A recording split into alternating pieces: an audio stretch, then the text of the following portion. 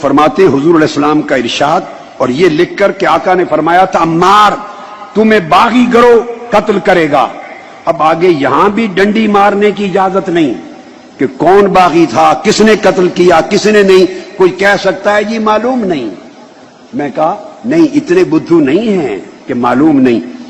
صاحب فتح القدیر لکھتے ہیں وَقَدْ قَتَلَهُ أَصْحَابُ مُعَاوِيَةَ يُصَرِّحُ بِأَنَّهُ بُغَاةٌ, اور واضح طور پر حضرت امیر معاویہ کے لشکر نے ان کو قتل کیا تھا. یہ تصریح کرتا ہے اس امر کی کہ یہ طبقہ باغیوں کا طبقہ تھا. اس کے بعد دوسری مثال دیتے ہیں امام ابن الحمام فتح القدیر میں, پہلی حضرت امیر معاویہ رضی اللہ تعالیٰ عنہ کے دور کی. دوسری وَأَمَّا الْحَجَّاجِ فَحَالُهُ مَعْرُوفٌ, اس کا ظالم و جابر اور جائر ہونا معروف ہے.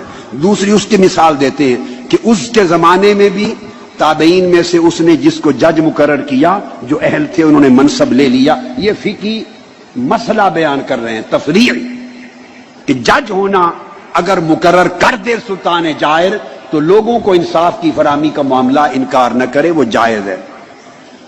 تیسری دلیل یزید کی دیتے ہیں کہ اس کے دور میں بھی یزید ملعون تھا, بدبخت تھا, جہنمی تھا, بے ایمان تھا, لعنتی تھا, اور میں تو اس کو کافر کہتا ہوں, میرا فتویٰ کفر کا ہے.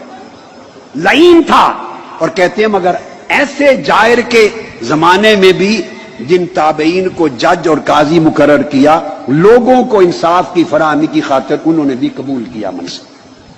اب آپ دیکھیں کیا مثالیں دی ہیں. یہ مثالیں میں نہیں دے رہا ہوں. پھر چوتھی مثال دی ہے صاحب فتح القدیر نے.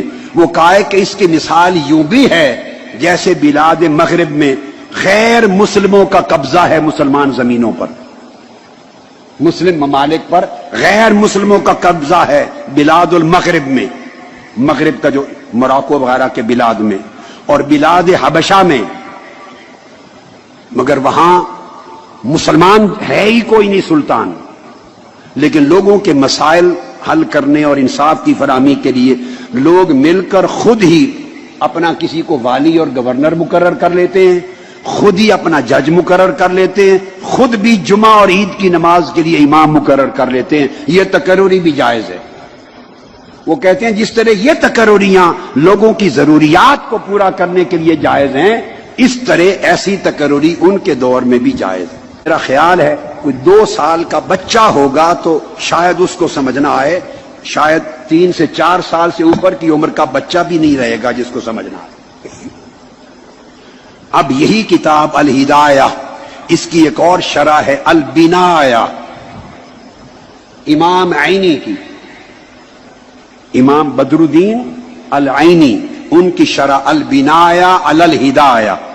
اب اس کی عبارت لے لیں, وہ بھی یہی کہتے ہیں والحق کان بید علی رضی اللہ تعالی عنہ فی نوبتہ, اس ٹرم میں, اس باری میں حق مولا علی کے طرف تھا.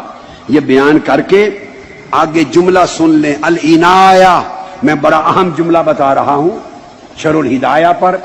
فقہ حنفی کی مسلم کتاب, یہ امام عینی شارح بخاری بھی ہیں, عمدۃ القاری کے مصنف, اور یہ شارح ہدایہ بھی ہیں البنایہ.